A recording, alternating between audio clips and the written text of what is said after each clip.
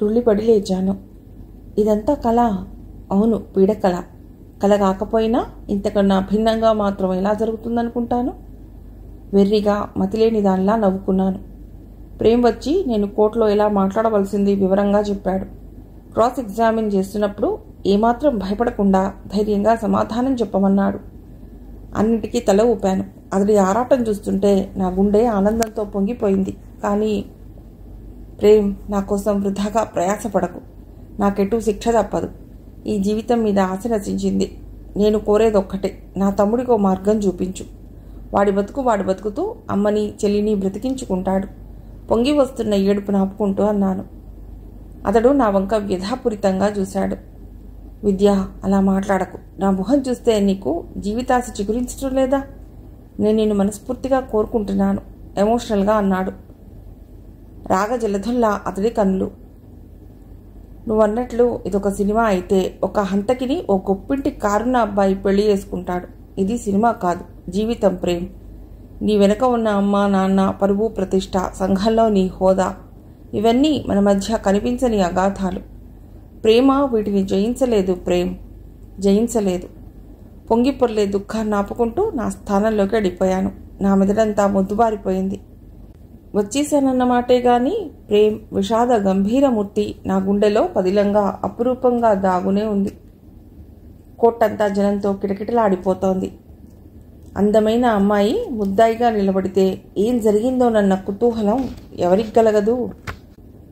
అందరి ముందు దోషిగా నిలబడ్డాను. నేరం చేసిందిగాక కొన్నాళ్లు తప్పించుకు తిరిగాను. అందరూ నా వంక విచిత్రంగా కుతూహలంగా చూస్తున్నారు. ప్రేమ్ నియమించిన లాయర్ చక్రవర్తి అతి లాఘవంగా వాదిస్తున్నాడు. మృత్యుంజయరావు లాయర్ కూడా ప్రతిభా పాటవాల్లో ఏమీ తీసిపోలేదు. వాదోపవాదాలు తీవ్రంగా జరుగుతున్నాయి. మైలార్డ్, మీరొక విషయం బాగా గుర్తుంచుకోవాలి. మృత్యుంజయరావు ప్రవర్తన మంచిది కాదు. అతడు ఎందరో యువతుల జీవితాలు నాశనం చేశాడు. వాళ్లలో పగబట్టిన ఏ యువతైనా ఈ హత్య చేసి ఉండవచ్చు. అదే సమయానికి విద్య వెళ్ళింది. ఆ నేరం తన మీద పడుతుందనే భయంతో వేషం మార్చి ఇంద్రజిత్ గారింట్లో సర్వెంట్గా చేరింది. నేను ఆశ్చర్యంగా వినసాగాను. పుష్పవనం వెంటనే అందుకున్నాడు. అబ్జర్డ్, ఇదంతా ఊహ మాత్రమే. అధికారుల చుట్టూ ఆశ్రితులు చేరటంలో ఆశ్చర్యం లేదు. కానీ తమ పని నెరవేరలేదని కోపంతో, కక్షతో అతన్ని హత్య చేసింది నరరూప రాక్షసి. Objection your honour. ముద్దాయిని నీచంగా నిందించే అధికారం లాయర్ గారికి లేదని నివేదిస్తున్నాను అంటూ అడ్డు వచ్చాడు చక్రవర్తి. నన్ను రక్షించాలనే చక్రవర్తి శత విధాలా ప్రయత్నిస్తున్నాడు. కానీ అటువైపు నుండి సాక్ష్యాలు బలంగా ఉన్నాయి. ఎటూ తప్పించుకోలేను. శిక్ష అనుభవించక తప్పదు. నా ఆవేదన అంచులు దాటింది. ముద్దాయి ఏమైనా చెప్పదలుచుకుంటే జడ్జి గారు దయతో అనుమతి ఇచ్చారు. నాలో కుతకుతలాడుతున్న లావా ఒక్కసారిగా బుస్సున పొంగింది.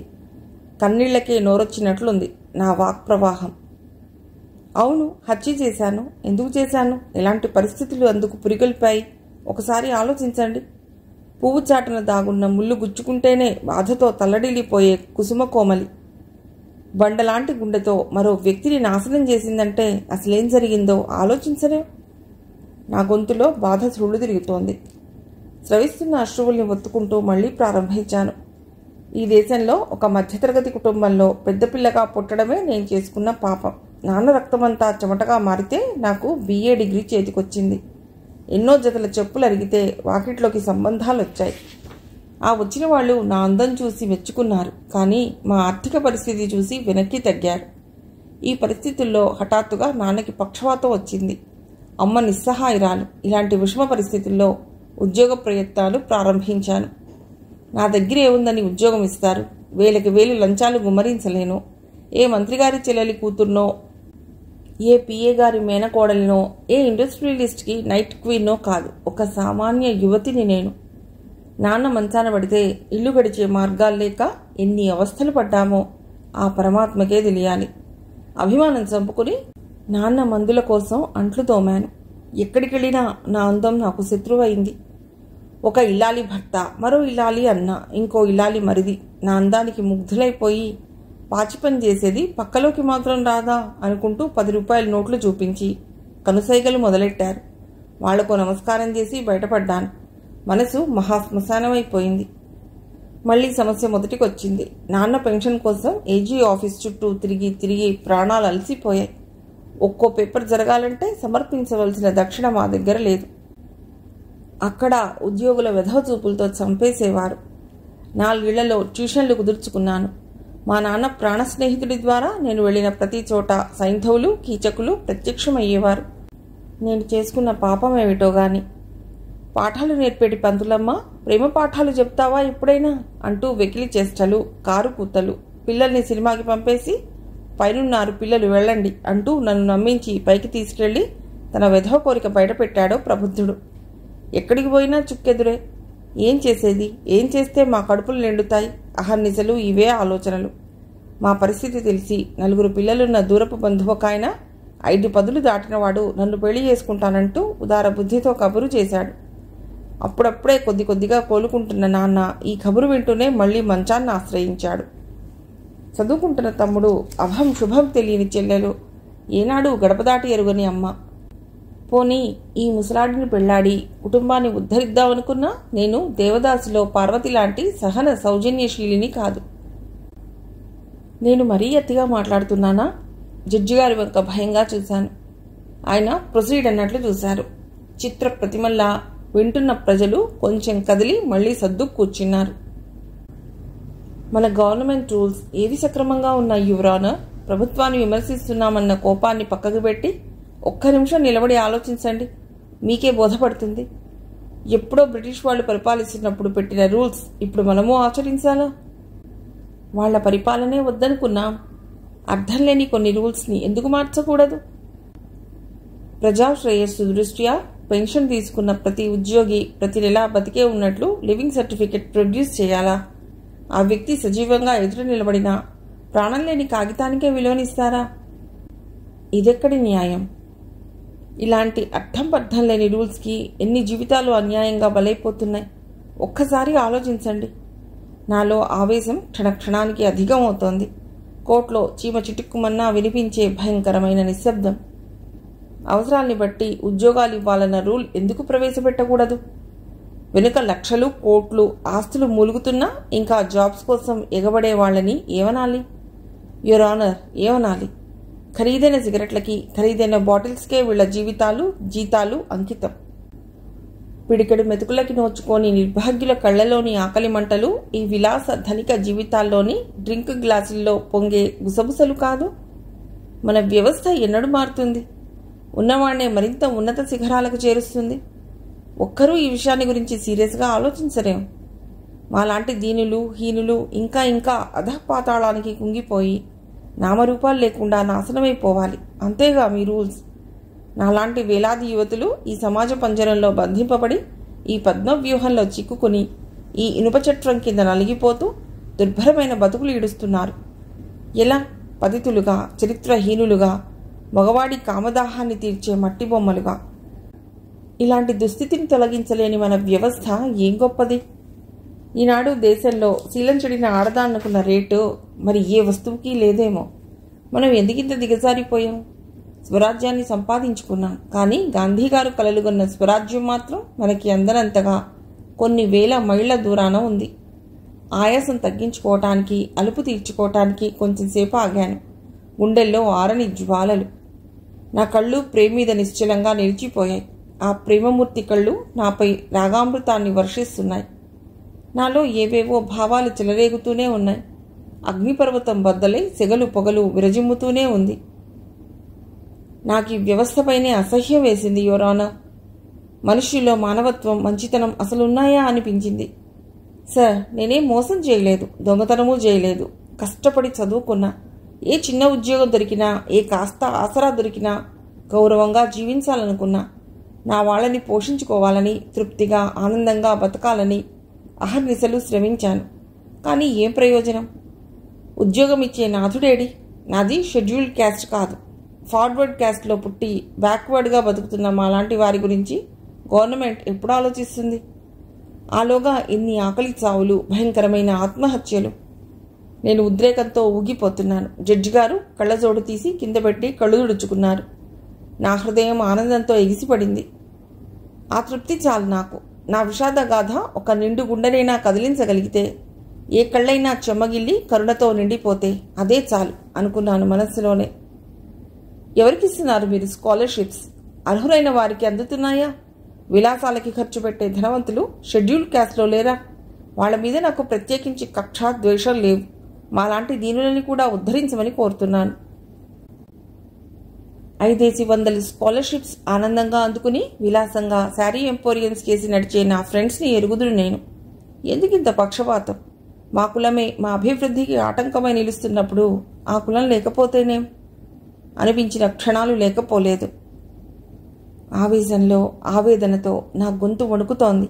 గుండెల్లో ఇంకా ఏదో అనిర్వచనీయమైన ఆరాటం, ఇంకా ఏదో చెప్పేయాలన్న తపన నన్ను నిలవనీయటం లేదు. ఇవన్నీ BA సర్టిఫికెట్ వెనుక సముద్రంలో అగ్నిపర్వతంలా దాగి మరుగుతున్న గతం తాలూకు స్మృతులు. ఎన్నో ఇంటర్వ్యూలకు ఆశగా తిరిగిన నా డిగ్రీ సర్టిఫికెట్ ఆత్మహత్య చేసుకున్న అందమైన యువతిలా కనిపించేది. ఇలాంటి భయంకర పరిస్థితుల్లో మృత్యుంజయరావు తారసపడ్డాడు. ఉద్యోగం ఇప్పిస్తానని ఆశ చూపించాడు. అప్లికేషన్ రాయించి నాలో ఆరిపోతున్న ఆశలకి నవచైతన్యం అనే చమురు పోసి మళ్లీ వెలిగేలా చేశాడు. నా ఆర్థిక స్థితి మీద ఎంతో సానుభూతి కురిపించి అడపాదడపా డబ్బు సహాయం కూడా చేశాడు. అతడి మనస్సనే మహారణ్యంలో ఏ దుస్సంకల్పాల కాలసర్పాలు కొలువున్నాయో ఊహించలేకపోయాను.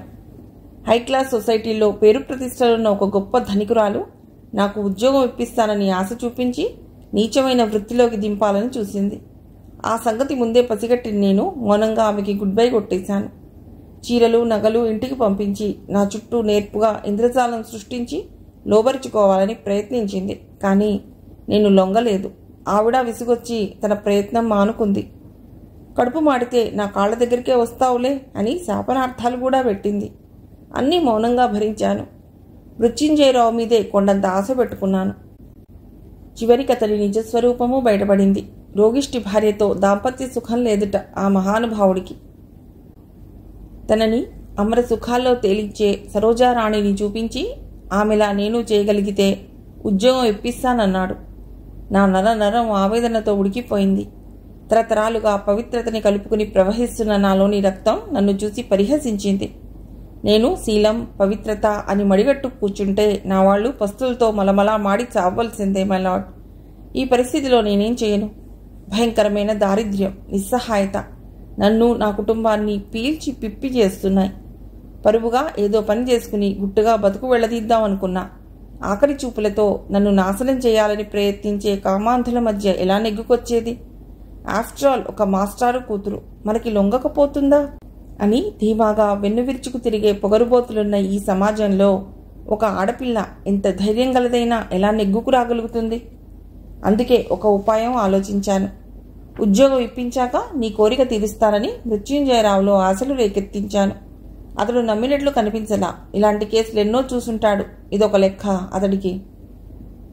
కన్నుగానని కామాంధకారంతో నాపై అత్యాచారం చేయబోయాడు. నాలోని సర్వచైతన్యం ఒక్కసారిగా మేల్కొన్నట్లయింది. ఆవేశం పట్టలేకపోయాను. ఆ పశువు బారి నుండి తప్పించుకోవటానికి మరో మార్గం లేక పళ్ళు కోసుకునే కత్తితో కసిదీరా అంతవరకు చెప్పి చేతుల్లో మొహం కప్పుకుని పోరున ఏడ్చేశాను. ఆవేశమంతా దిగిపోయాక నాకు జ్ఞానోదయం అయింది. కాళ్ల కింద భూమి కదిలిపోతున్నట్లు, ఆకాశం కదిలిపోతున్నట్లు, ఆకాశం ఫళఫళార్భటులతో నా మీదే విరుచుకుపడుతున్నట్లు అనిపించింది. నా కళ్ళ ముందు భూకంపాలు, గుండెల్లో 1000 రుంజిమేళాలు ఒక్కసారిగా మోగిన ధ్వని. ఇలా నేను జైలు పాలైతే నా వాళ్ళు ఒక్కొక్కళ్లే ఆకలి మంటలకి ఆహుతైపోతారు. నో, అలా జరగటానికి వీల్లేదు. అందుకే వేషం మార్చి పేరు మార్చి ఇంద్రజిత్ గారింట్లో సర్వెంట్గా చేరాను. నా జీవితం అప్పటి నుండి ఒక గొప్ప మలుపు తిరిగింది. క్షణక్షణం తప్పు చేశాననే భయం గుండెల్లో అగ్నిలా రగులుతుంటే చస్తూ భయంగా బతికాను. లోపల ఏడ్చుకుంటూ పైకి పక్కపక్క నవ్వేశాను. నాటకాలాడాను, ఎన్నో చేశాను. న్యాయాన్ని కళ్ళుగప్పి చట్టాన్ని వ్యతిరేకించి స్వార్థంతో ప్రవర్తించాను. నేనలా ప్రవర్తించడానికి కారణం నా చుట్టూ ఉన్న సమాజం కాదు. ఏది ఏమైనా నేను హంతకిని, పాపిని. ఈ దేశంలోని మధ్యతరగతి యువతి స్థితిలో మార్పు లేదు. నాలాంటి నిర్భాగ్య చరిత్రలకి అంతం లేదు. తీసుకుపోండి మై లార్డ్, నన్ను తీసుకుపోండి. ఈ జీవితాన్ని త్వరగా ముగించండి. నా వాళ్ల దౌర్భాగ్య స్థితిని కళ్ళారా చూడలేని దుర్బల హృదయం నాది. ఈ గుండె స్థానంలో ఒక బండరాయి ఉన్నా హాయిగా సుఖపడిపోయేదాన్నేమో. నన్ను ఆడపిల్లగా ఎందుకు పుట్టించావు ప్రభు, ఎందుకు పుట్టించావు? నా గుండెల్ని చీల్చుకుని వస్తోంది ఏడుపు. ఆ ఏడుపు క్రమంగా ఆగిపోయి నా కళ్ళ ముందు మసకగా గుపించసాగింది. నా నరాలు స్వాధీనం తప్పుతున్నాయి. అమ్మా విద్య, అమ్మ ఆత్రంగా ఆర్తిగా గుండెల విసేలా పిలుస్తూ ఏడుస్తూ దగ్గరకు పరిగెత్తుకు రావటము, ప్రేమ్, చెల్లి, తమ్ముడు అందరూ నా చుట్టూ చేరటం మాత్రం లీలగా గుర్తుంది. అంతే. ఆ తర్వాత ఏం జరిగిందో. మళ్ళీ 7 ఏళ్ల తర్వాత ఈ ప్రపంచంలో అడుగు పెడుతున్నాను. స్వేచ్ఛగా ఎగిరే పక్షులు, అందమైన వినీలాకాశం, దూరపు కొండల నునుపులు. నా మనస్సు హాయిగా రెక్కలు కట్టుకుని ఆకాశంలోకి ఎగిరిపోతోంది. నా సత్ప్రవర్తనకి మెచ్చి ముందే విడుదల చేశారు. తమ్ముడు నా కోసం 1000 కళ్లతో ఎదురు చూస్తున్నట్లుగా నిలబడ్డాడు. అక్కా అంటూ ఆప్యాయంగా చేతులందుకుని ప్రేమగా చూశాడు. ఇద్దరం ఇంటికి చేరాం. ఇన్ని సంవత్సరాల తర్వాత ఇంట్లో అడుగు పెడుతుంటే నా మనస్సు చిత్రమైన అనుభూతి లోనయింది. అమ్మ ఎదురుగా వచ్చి నన్ను గాఢంగా హృదయానికి హత్తుకుంది. ఆ స్పర్శలో ఎంత ఆనందం, ఎంత మధురానుభూతి! ఈ అనుభూతికి దూరమై శిలలా ఇన్నాళ్ళు ఎలా బతకగలిగాను? నాలో నాకే ఆశ్చర్యం వేసింది. అమ్మ పక్కనే అందమైన యువతి. అవును, అది నా చెల్లి. నేను జైలుకి వెళ్ళబోయేటప్పుడు 9 ఏళ్లది. ఇప్పుడు పరిపూర్ణ యవ్వనం నింపుకున్న 16 ఏళ్ల పడుచు. దాన్ని ఆప్యాయంగా దగ్గరకు తీసుకుని తల మీద ముద్దు పెట్టుకున్నాను. సోదరి వాత్సల్యం పొంగి పొరలి కళ్లల్లో నీళ్లు నిలిచాయి. నాన్న పడుకునే మంచం, కళ్ళజోడు, చేతికర్ర, ఆయన ప్రాణప్రదంగా చూసుకునే భగవద్గీత, గీతాంజలి చూడగానే నా కళ్లల్లో నీళ్లు నిండుకున్నాయి. వాటి వంక వేదనతో చూశాను. ఆయనకి చివరి దశలో దగ్గరుండి సేవ చేయలేకపోయాను. నాన్న ఫోటో వంక నీళ్లు నిండిన కళ్లతో చూస్తుండిపోయాను.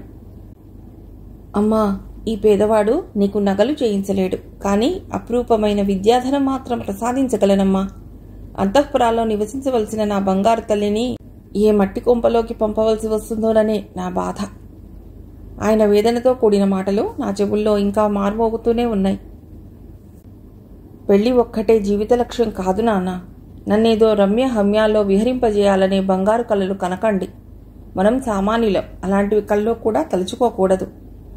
నా సమాధానం విని నాన్న తృప్తిగా నవ్విన నవ్వు నా గుండెల్లో కార్తీక దీపంలా వెలిగింది. మృదువైన స్పర్శ భుజం మీద తగలటంతో భావనాలోకం నుండి దిగివచ్చి చూశాను. నీళ్లు నిండిన కళ్లతో అమ్మ నా వంక ధీరంగా చూస్తోంది. అమ్మా అంటూ ఆర్తిగా ఆమె నల్లుకుపోయాను.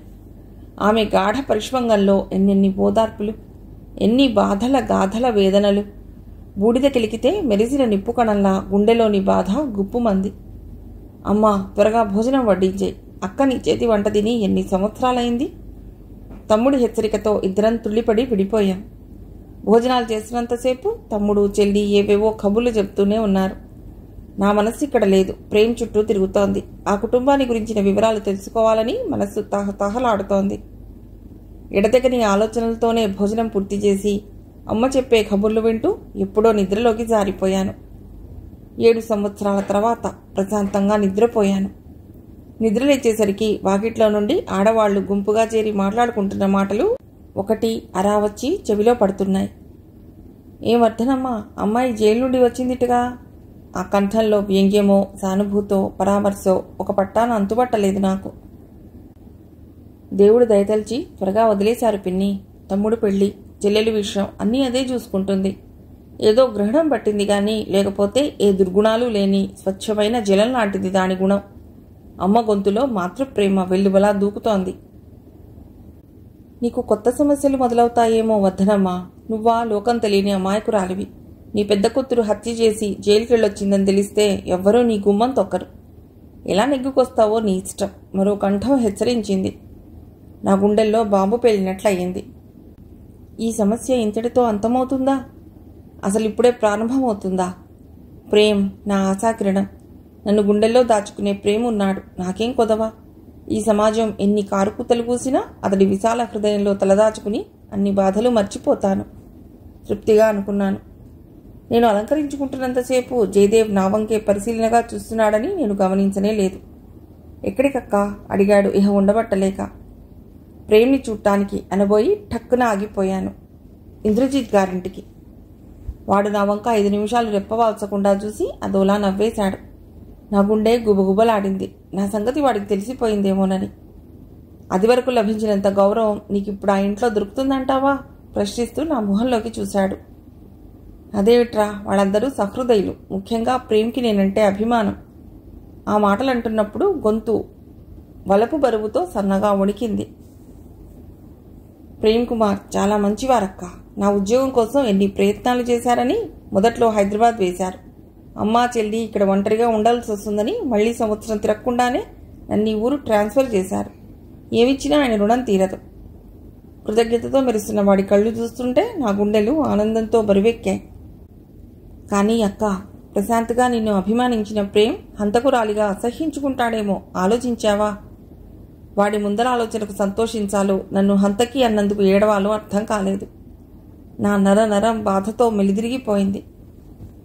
ఎవరో ముక్కు మొహం తెలియని వాళ్ళన్నారంటే అర్థం ఉంది. కానీ స్వయాన రక్తం పంచుకు పుట్టిన తమ్ముడు నా మొహానే ఇలా అంటే నా హృదయస్థితి ఎలా ఉంటుంది? తమ్ముడు అన్నాను దిగ్భ్రాంతిగా. ఇంకో మాట నా నోటి నుండి పెకిలి రాలేదు. అవునక్క, కొన్ని సత్యాలు వినటానికి పరమ చేదుగా ఉంటాయి. అయినా చెప్పక తప్పదు. అక్క, నువ్వు గమనించావో లేదో, ఉసిరికాయ తినేటప్పుడు వగరుగా చేదుగా ఉంటుంది. తినగానే మంచినీళ్లు తాగు, నోరంతా తీగా అయిపోతుంది. మామిడి పండు తిన్నప్పుడు అమృతంలా చెవులూరిస్తుంది. తినగానే నీళ్లు తాగితే నోరు చిరుచేదుగా ఉంటుంది. ఇందులోని పరమార్థం ఏమిటంటావు? ఇవన్నీ ప్రకృతి మనకు నేర్పే పాఠాలు. కాస్త సునిశ్చితంగా బుద్ధి ఉంటే ఇలాంటి చిన్న చిన్న విషయాలు రాజీగా అర్థమైపోతాయి. వాడు గంభీరంగా అనేసి బయటికి వెళ్ళిపోయాడు. నేను శిలాప్రతిమలా కూర్చుండిపోయాను. నా ముందు పుట్టి పెరిగిన తమ్ముడు నాకే పాఠాలు నేర్పుతున్నాడా? లేక ఇవన్నీ యథార్థ జీవిత సత్యాలా? ఎంత ఎదిగిపోయాడు వీడు! అయినా మనసులోని నిశ్చయాన్ని సడలించుకోలేకపోయాను. చెప్పులు తొడుక్కుని అమ్మకి చెప్పి బయటపడ్డాను. 10 అడుగులు వేశానో లేదో నా క్లాస్మేట్ మోహన్ రావు కనిపించాడు పళ్ళికిలించుకుంటూ. హలో విద్య, ఎప్పుడు రాక జైలు నుండి? ఎలా ఉంది జీవితం? ఒక నవల రాసి పారే. అతడు పరామర్శించే విధానానికి నాకు ఒళ్ళు మండిపోయింది. బాగానే ఉన్నాను అని ముక్తసరిగా సమాధానమిచ్చి ముందుకు కదిలాను. సందుమలుపు తిరగగానే 4 స్టూడెంట్స్ నా ఎదురుగా వస్తూ కనిపించారు. నేను ముందుకి నడవగానే వాళ్ళు నా వెంటే వస్తున్నట్లుగా అర్థమైపోయింది. గురు, పంజరంలోంచి చిలక ఎగిరిపోయింది చూసావా? ఒక వెకిలి కంఠం పలికిన చమత్కారం. మళ్లీ ఊళ్ళోకి అడుగుపెట్టింది. ఈసారి ఎవరికి మోక్షప్రాప్తి కలిగిస్తుందో? ఒక పట్టు పడతావా? ఆ మోక్షప్రాప్తేదో నీకే లభిస్తుంది.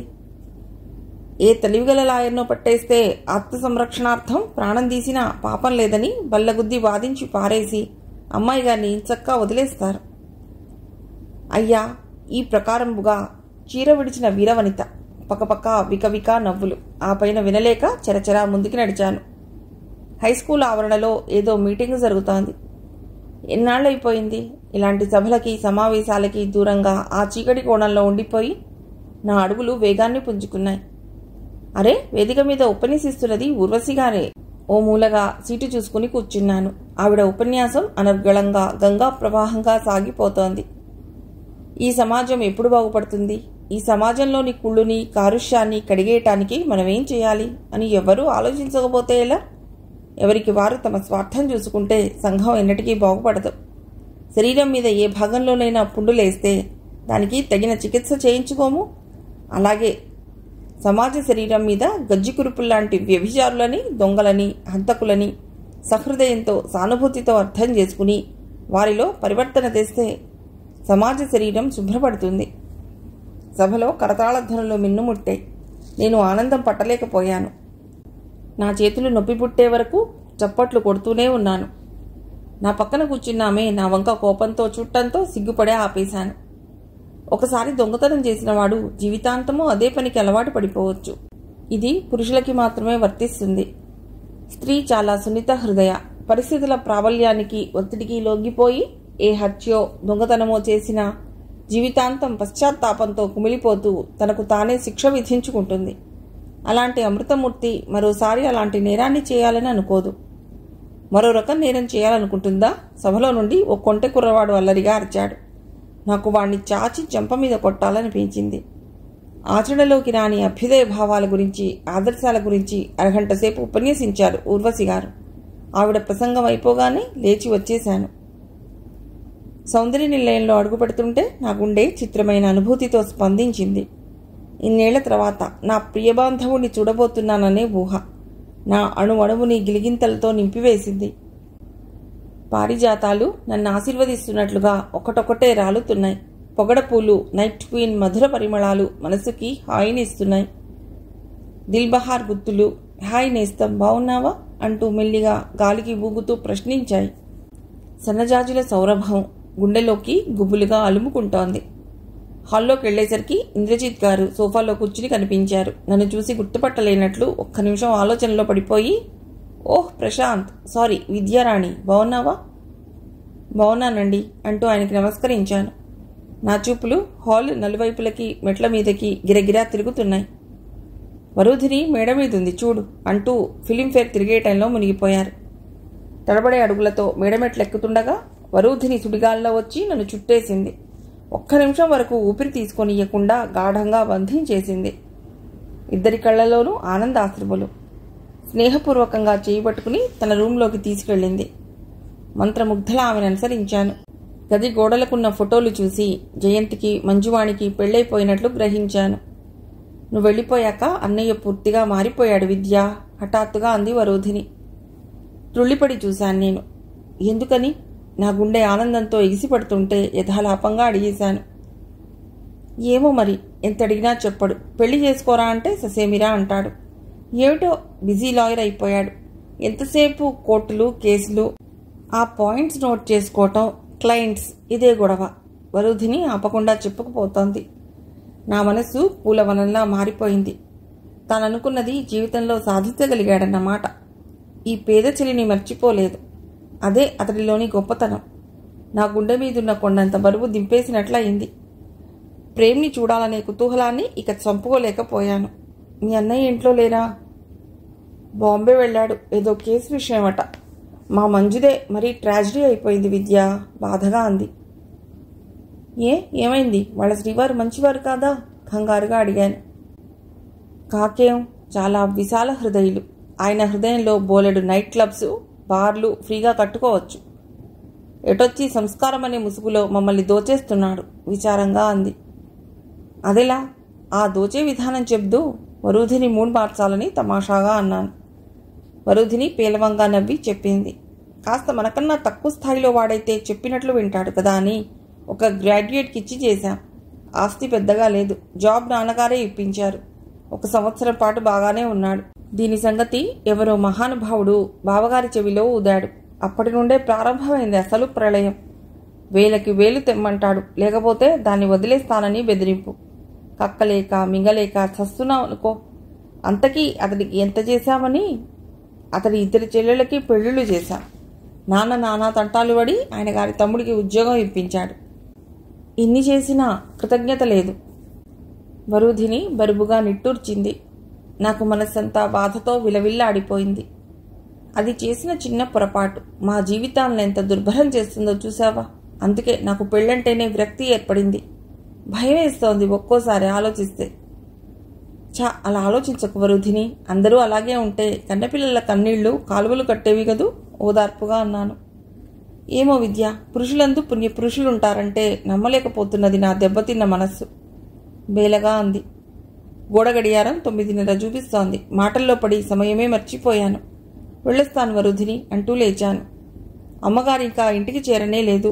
ప్రేమ్ని చూడటమూ పడలేదు. నా మనస్సు బాధగా నిట్టూర్చింది. మేడమెట్లు దిగి వస్తుంటే జయంత్, అతడి భార్య ఎదురయ్యారు. నేనంటే ఎవరో తెలియనట్లే వెళ్ళిపోతున్నాడు అతడు. బావున్నారా అనబోయిన నా మాటలు గొంతులోనే ఆగిపోయాయి. ఎవరమ్మాయి? జయంత్ భార్య చిన్న గొంతుతో అడుగుతోంది. ఒకప్పుడు మన ఇంట్లో పనిచేసిందిలే. దాని ప్రవర్తన అంత మంచిది కాదులే. అందుకే నీకు పరిచయం చేయలేదు. చాలా తేలిగ్గా నేస్తున్నాడు అతడు.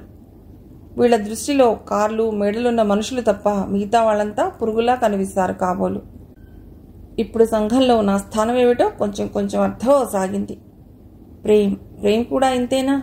అతడిలోని రాగజ్యోతి ఇంకా ఆరిపోకుండా ఉంటుందా? పరిస్థితుల పెనుతాకిడికి తట్టుకోలేక అది ఇటు అటు చంచలంగా కొట్టుకోవటం లేదు కదా. ఆలోచనలతో తల బరువెక్కిపోతుంటే ఎలాగో ఇల్లు చేరాను. అందరం భోజనాలు పూర్తి చేసి ఆరుబయట వెన్నెల్లో మంచాలేసుకుని పడుకున్నాం. అమ్మ ఇంటి విషయాలేవో మాట్లాడాలని తన మంచం మీద నుండి లేచి వచ్చి నా దగ్గర కూర్చుంది. అమ్మా విద్య, మావయ్యకి రమ్మని లెటర్ రాస్తానే అంది నా తల మీద చెయ్యి వేసి ఆప్యాయంగా నిమురుతూ.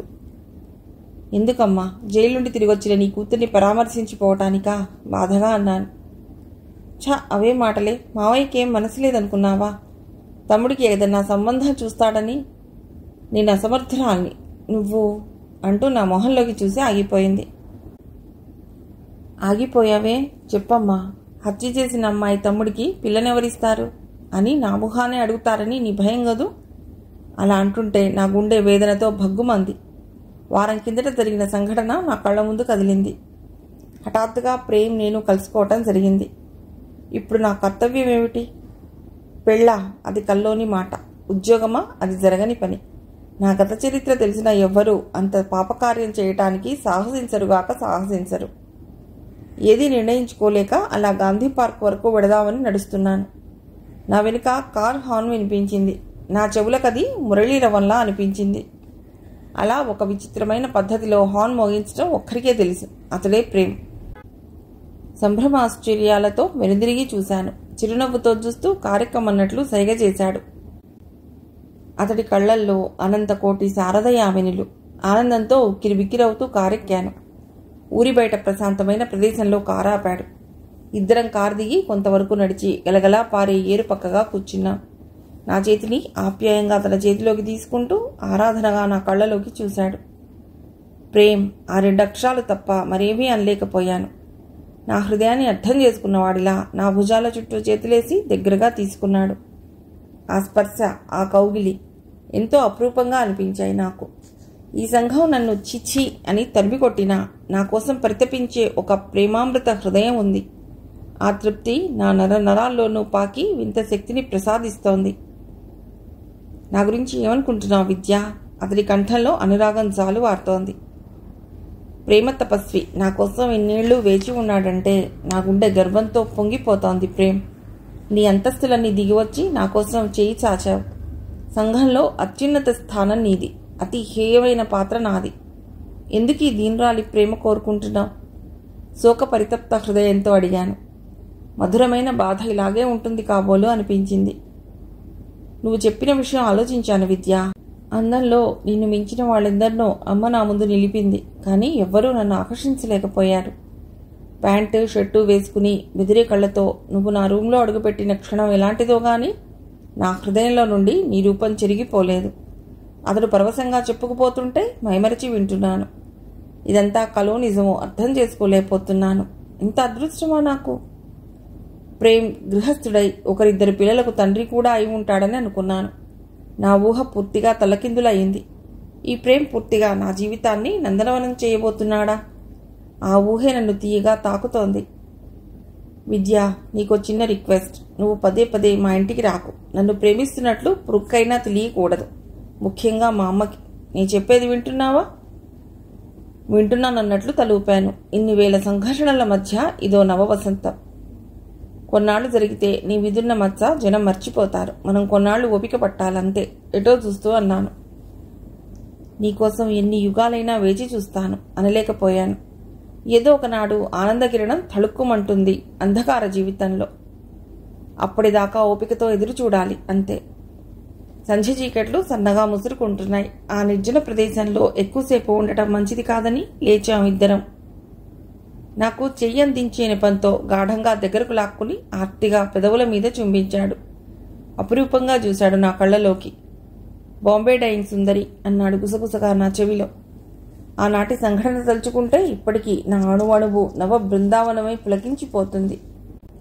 అరుణారవిందమై తమకించిపోతుంది వదనం. ఏమిటే ఇందాక నుంచి పిలుస్తుంటే పలకవు? అమ్మ గట్టిగా భుజం పట్టి కుదపడంతో ఈ లోకంలోకి వచ్చి పడ్డాను. అలాగే రాయమ్మా లెటరు. మావయ్యని మంచి సంబంధం చూడమను జయదేవ్కి. నా జీవితం ఎప్పుడు చిగురిస్తుందో. అప్పటిదాకా వీళ్ళని ఆపటం ఎందుకు? బరువుగా అన్నాను. ముందు పెద్దదాని నువ్వు ఉండగా వాడికి తొందరే ఉందమ్మా. నువ్వు పెళ్లి చేసుకోవా విద్య? అమ్మ అమాయకంగా అడుగుతుంటే ఏ సమాధానం చెప్పను? ఈ సమాజం ఇంకా అంత ఎత్తుకి ఎదగలేదు, ఎదగదు కూడా. అమ్మా, నా జీవితంలో పడిన మచ్చ అంత త్వరగా మాసిపోదు. ఈ లోకం నన్ను మర్చిపోనివ్వదు. తను మర్చిపోదు. ప్రతి క్షణం గుర్తు చేసి నన్ను హింసించి చంపుతూనే ఉంటుంది. అలాంటప్పుడు నన్నెవరు చేసుకుంటారు చెప్పు?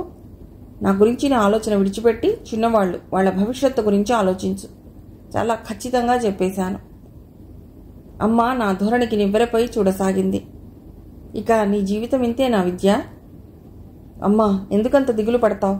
ఏ మహానుభావుడో పుణ్యం కట్టుకుంటే నా జీవితము దేదీప్యమానంగానే వెలిగిపోతుందమ్మా.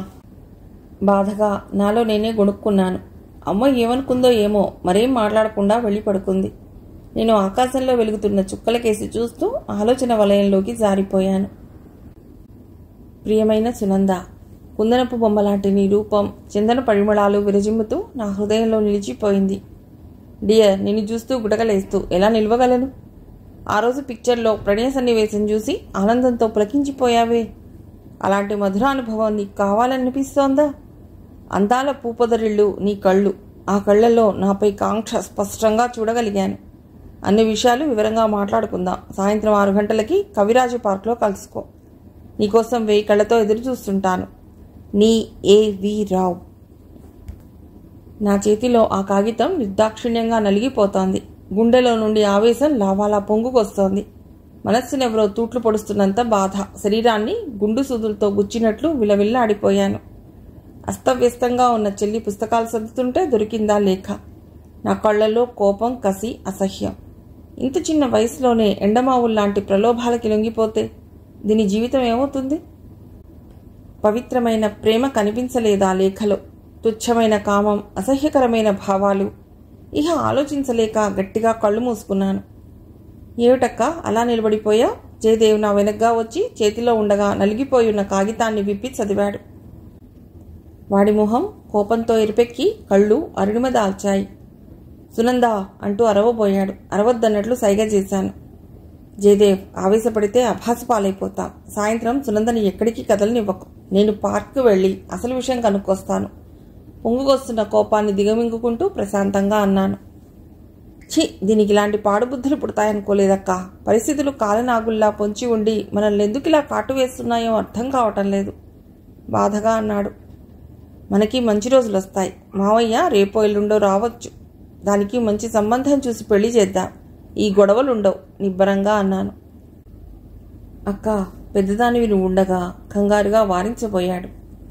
నా గురించి ఆలోచన వదిలే. మీ ఇద్దరి జీవితాలు బాగుపడితే నాకదే చాలు. మరో మాటకి అవకాశం ఇవ్వకుండా పుస్తకాలు సర్దటంలో మునిగిపోయాను. జయదేవ్ ఆఫీస్కి వెళ్ళిపోయాడు. అమ్మ పక్కింట్లో పూర్వసువాసిని పురాణం చదువుతుందని వినటానికి వెళ్ళిపోయింది.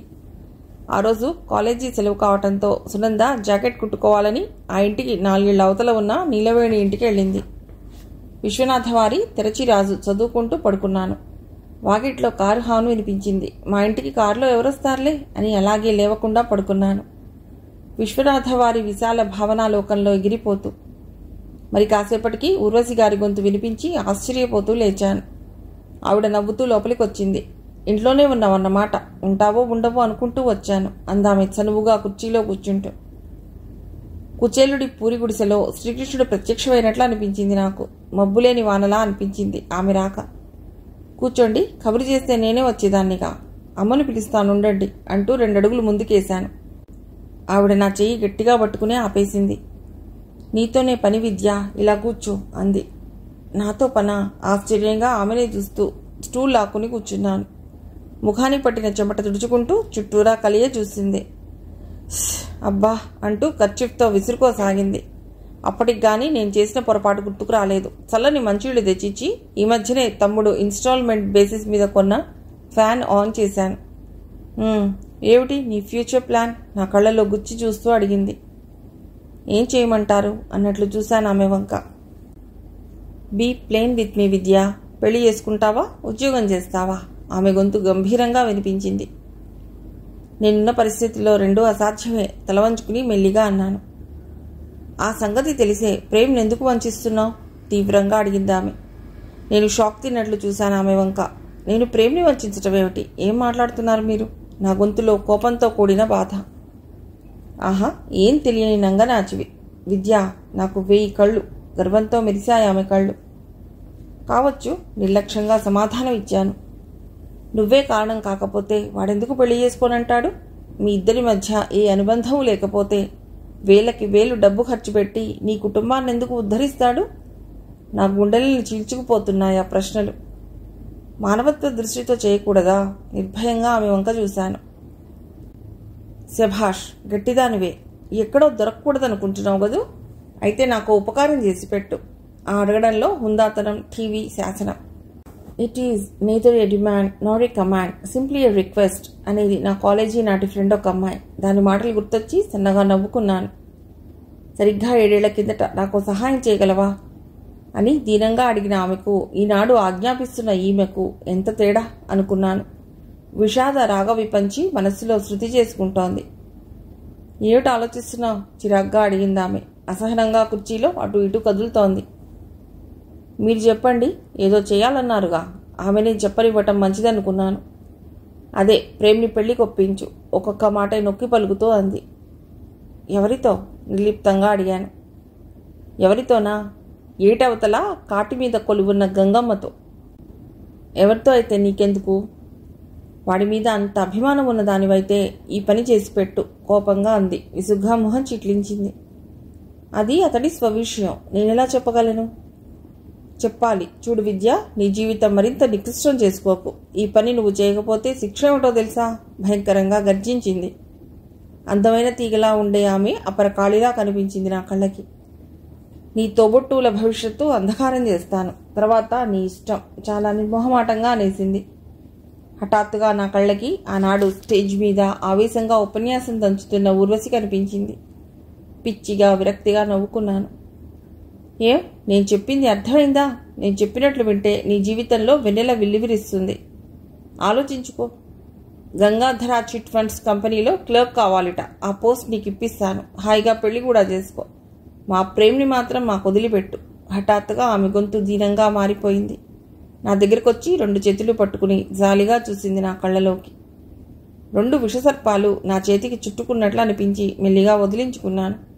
మనసంతా అసహ్యంతో నిండిపోయింది. ఒక హంతకిని మీ ఇంటి కోడలిగా చేసుకుని మీ విశాల హృదయం చూపించుకోవచ్చుగా. సంఘ సంస్కర్తగా మరో మెట్టు పైకి ఎక్కొచ్చు. వేదికల మీద ఉపన్యాసాలు నిజ జీవితంలో ఆచరించడానికి పనికిరావు కాబోలు. ఆవేశంగా అనాలనుకున్నాను, కానీ చిత్రం, ఒక్క పలుకు నా పెదవి దాటి బయటికి రాలేదు. విద్య, మా కుటుంబం పరువు ప్రతిష్టల గురించి ఒక్కసారి ఆలోచించు. నీకు ఆ ఇంటి కోడలుగా వచ్చే అర్హత లేదు.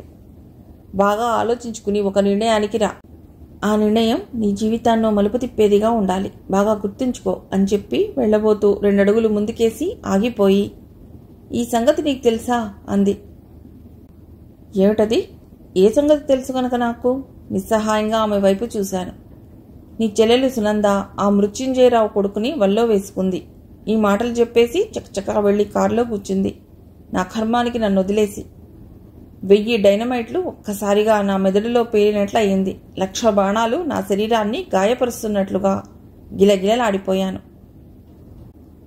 ఆ తండ్రికి తగిన కొడుకే వీడు. వయస్సు జోరులో తెలుసుకోలేక దీపం చుట్టూ చేరే శలభాల్లా ప్రేమ చుట్టూ మూగి మాడి మసైపోతున్నారు ఈ యువతరం. చక్కగా అలంకరించుకుని బయటకు వెళ్లబోతున్న సునంద వాకిట్లో కాల ఎముళ్లా నించున్న జయదేవిని చూసి టక్కున ఆగిపోయింది. భయంగా వెనక్కి తిరిగి చూస్తే నిప్పులు చెరిగే కళ్లతో నేను నిలబడి ఉన్నాను. కంగారు పడిపోయి దిక్కులు చూడసాగింది. ఎక్కడికి వెళుతున్నావు? జయదేవి గొంతు శాంతంగా ఉంది. ఫ్రెండింటి కన్నయ్య, ఇంగ్లీష్ ఎస్సే ఒకటి రాసుకోవాలి. అసత్యాన్ని ధైర్యంగా చెప్పలేక తల వంచుకుని ఓణి కొంగు వేలితో మెలిపెడుతూ చిన్నగా అంది. రాస్కెల్, స్నేహితుడా స్నేహితురాలా? ముందుకొచ్చి కోపంగా అడిగాడు. అది వణికిపోతూ చూడసాగింది. సునంద, నేను మృదువుగా పిలిచాను. ఆ రావెవరో తెలుసా? ఆడపిల్లల యవ్వన మధువుని గ్రోలే రాక్షసుడి కొడుకు. ఉచ్చనీచాలు మర్చిపోయి అధికారం చేతిలో ఉంది కదా అని కనిపించిన యువతినల్లా కాటువేసిన కామాంధుడు మృత్యుంజయరావు. నా గుండె ఆవేశంతో ఎగిసిపడింది. వాడి కొడుకే వీడు. వాడి మూలానే నా బ్రతికిలా బండలైంది. ఎటూ పోలేక, ఏమీ చేయలేక, ఎక్కడ అడుగు పెడితే ఏ ముళ్ళు గుచ్చుకుంటాయోనని అనుక్షణం భయంతో పరితపిస్తూ, క్షణక్షణం చిత్రహింస అనుభవిస్తూ నరకంలో బతుకుతున్నాను. నాకు దుఃఖం కట్టలు తెగి ప్రవహించింది. వెక్కి వెక్కి ఏడుస్తున్నాను. ఆవేశంలో పిచ్చిగా మాట్లాడేస్తున్నాను. నాలో రక్తం సలసలా కాగిపోతోంది. నరాలు ఆవేశానికి తట్టుకోలేక పెటిల్లుమని పగిలిపోతాయేమోననిపించింది. మీ భవిష్యత్తుకి కూడా నేను అడ్డుగా నిలుస్తున్నాను. పాపిశ్రీదాన్ని. మొన్న జయదేవికి కుదిరిన సంబంధం ఎందుకు తప్పిపోయిందనుకున్నావు? అంతకీ ఆడబిడ్డ అయితే మా పిల్లేం సుఖపడుతుంది అని నా మొహాన్నే అడిగారు. గుర్తులేదు? నేను ముఖాన్ని 2 చేతులతో కప్పేసుకున్నాను.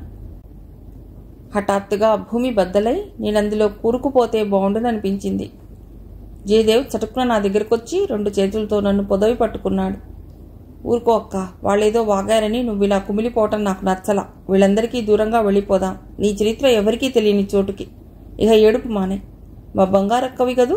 తమ్ముడు నా కన్నీళ్లు తుడిచి లాలనగా కురులు నిమిరాడు. రాతి బొమ్మలా బిగుసుకుపోయిన సునందలో అప్పుడే చలనం వచ్చినట్లయింది. నన్ను క్షమించక్క. అతడెవరో నాకు తెలియదు. ఏదో ఆకర్షణకి లోబడి పొరపాటే చేసి నీ మనస్సు నొప్పించాను. మాకోసమే నువ్వు ఈ నిందలు భరిస్తున్నావు. మాకోసమే నీకు ఈ కష్టాలన్నీ. సునంద నన్ను పట్టుకుని వెక్కి వెక్కి ఏడ్చేసింది. ఏం జరిగిందే సునంద? అమ్మ కంగారుగా వచ్చింది. ఏం జరిగిందో ఆమెకు చెప్పలేక ముగ్గురం మూగగా ఆమె వైపు చూస్తుండిపోయాం. సాయం సంధ్య మనోహరంగా ఉంది. ఆ మనోజ్ఞ సౌందర్యాన్ని ఆస్వాదించే స్థితిలో లేని నేను. నా ఎదురుగా ప్రేమ్ కూర్చుని ఉన్నాడు. ఇద్దరం ఒకే సమస్యని గురించి చాలాసేపటి వరకు ఆలోచిస్తూ ఉండిపోయాం. ఏం ఆలోచించారు? మీ అమ్మగారి మాట విని పెళ్లి చేసుకోండి. నా మీద జాలితో మీ జీవితాన్ని ఎందుకు దుర్భరం చేసుకుంటారు? గద్గద కంఠంతో అన్నాను. ఆ మాటలు మనస్ఫూర్తిగా అంటున్నానా? పెదవుల చివర్ల నుండి అలవోకగా వదిలేస్తున్నానా అని ఆత్మవిమర్శ చేసుకోసాగాను. నా స్థితి దుర్భరంగా ఉంది. విద్య, నీకు సినిమా డైలాగులు బాగా వంటబట్టినట్లున్నాయి. చిత్రంగా నవ్వుతూ అన్నాడతడు. ఆ నవ్వులో తొంగి చూసిన వేదన నా గుండెని నలిపివేసింది. ఇవి డైలాగులు కాదు, యథార్థం. మీ అమ్మగారు అంత ప్లెయిన్గా చెప్పేశాక కూడా మనం ముందడుగు వేస్తే బాగుండదేమోనని ఆలోచిస్తున్నా. అసలు నేను జైలు నుండి తిరిగి రాకుండా ఉంటే బాగుండేదేమో. మా ఇంట్లో కొత్త సమస్యల్ని సృష్టించాను. నీ గుండెల్లో అగ్ని రగల్చాను. బాధగా అన్నాను. ఈ అగ్ని ఎప్పుడో రగిలింది. ఈనాడు నువ్వు కొత్తగా రగిల్చిందేమీ లేదు. ఆనాడు నీకు శిక్ష తప్పించాలని విశ్వ ప్రయత్నం చేశాను. లాభం లేకపోయింది. ఆనాడే నా గుండె భగ్గుమంది. నిన్ను కళ్ళెదురుగా చూస్తూ కూడా దక్కించుకోలేకపోతున్నానంటే ఎంత నలిగిపోతున్నానో తెలుసా? వ్యధాపూరితంగా అన్నాడు. విధి బలీయమని తెలుసు నాకు నీ మనస్సు. అతడి చెయ్యి నా చేతిలోకి తీసుకుని సన్నగా కునిరాగం తీశాను. విద్య, ఎలా నవ్వగలుగుతున్నావు? దెబ్బతిన్నవాడిలా చూశాడు. నవ్వక ఏం చేయమంటావు? హాయిగా సన్యాసం తీసుకుందామనిపిస్తోంది. ఏ ఆశ్రమంలోనో ప్రశాంతంగా జీవించాలనిపిస్తోంది. అక్కడెవరూ నన్ను హంతకి అని గేలి చెయ్యరు, అవమానించరు. మా వీధిలో నన్ను వింత జంతువుని చూసినట్లు చూస్తున్నారు. ఏం పాపం చేశానని? నా మూలాన ఇంట్లో వాళ్లకు కూడా మనశ్శాంతి లేకుండా పోయింది. ఒక్కోసారి చచ్చిపోదామా అన్నంత ఆవేశం వస్తుంది. బాధగా కణతలు రుద్దుకుంటూ అన్నాను. నా గుండెలో ఆవేదన తరంగాలు ఉవ్వెత్తున లేస్తున్నాయి. విద్య, అంత పని చేయకు. నేనింకా బతికే ఉన్నానన్న సంగతి మర్చిపోకు. 7 ఏళ్లు నీకోసం దీర్ఘ తపస్సు చేశానే, ఆ మాత్రం గుర్తించలేవా నా ఆరాధన? దీనంగా చూశాడు. ఆ కన్నుల్లో బాధ మిళమిళలాడుతోంది. గుర్తించి ఏం చెయ్యను? నువ్వు నన్ను ధైర్యం చేసి పెళ్లాడినా నీ జీవితం సమస్యలమయం అవుతుందే గాని ఆనందమయం కాలేదు. ఈ మనుషులు మారరు. ఈ సమస్యకి అంత త్వరగా పరిష్కారమూ దొరకదు. నువ్వే ఆలోచించు ప్రేమ్. మీ ఆవిడ ఎప్పుడో హత్య చేసిందిటగా అని నిన్నెవరైనా యథాలాపంగా పరామర్శిస్తే నీ మనసులా ఉంటుంది? అతడి కళ్ళలోకి గుచ్చి చూస్తూ అడిగాను. అందుకే ఈ మనుషులకి దూరంగా పారిపోదాం, స్వేచ్ఛగా బతుకుదాం. అది వట్టి మిథ్య. వయస్సు పొంగు, వలపులోని వేడి చల్లారగానే మన చుట్టూ ఉన్న సమాజం విలువ, బంధువుల అవసరం తెలిసొస్తుంది. అప్పుడు పశ్చాత్తాపంలాంటి భావన కలిగితే ఇక జీవితంలో మిగిలేది నరకమే. దుఃఖంతో నా గొంతు జీరబోయింది. అయితే అంత భయంకరమైన భవిష్యత్తు నాకొద్దులే, గంభీరంగా అన్నాడు. అయితే మీ అమ్మగారు చెప్పినట్లు వింటావా? ఆనందంగా అడిగాను. ఆ ఆనందం వెనక కించిత్ బాధ లేకపోలేదు. వినను. పెళ్లే మానేయదలుచుకున్నాను. నిశ్చలంగా ఉందతడి స్వరం.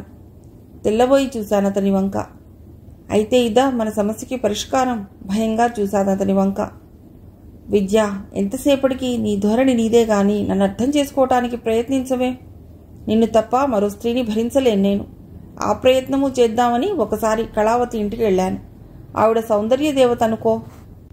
అయినా నా మనస్సు చెలించలేదు. శృంగార భావాలతో మనస్సు తనువు ఊగిపోలేదు. కళావతి, నువ్వేం మగాడివయ్యా అంటూ పదే పదే నవ్వింది. ఏం లాభం లేకపోయింది. ఎందుకని విద్య? నీ సమక్షంలో చెలించే నా మనస్సు మరే స్త్రీ సమక్షంలోనూ పులకించదు.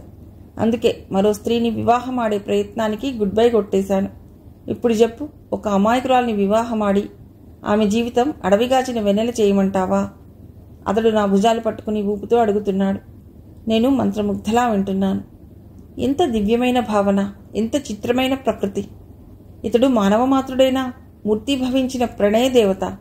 ఒక పతితని, హంతకిని అపురూపంగా ఆరాధిస్తున్నాడు. ఇతని ముందు నేను నా వ్యక్తిత్వం ఏపాటిది? ముసురుకుంటున్న ఆలోచనల నుండి తేరుకుని అతడి వైపు ఆరాధనగా చూశాను. ప్రేమ్, నన్నేం చేయమంటావు చెప్పు మరి.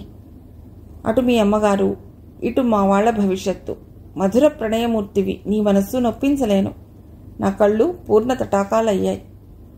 పిచ్చి విద్య, కొన్నాళ్ళు ఓపిక పట్టు. నీ తమ్ముడికి దూర ప్రాంతానికి ట్రాన్స్ఫర్ చేయిస్తాను. నా వాళ్ళందరినీ వదులుకుని నీ ప్రేమలో కరిగిపోవటానికి వచ్చేస్తాను.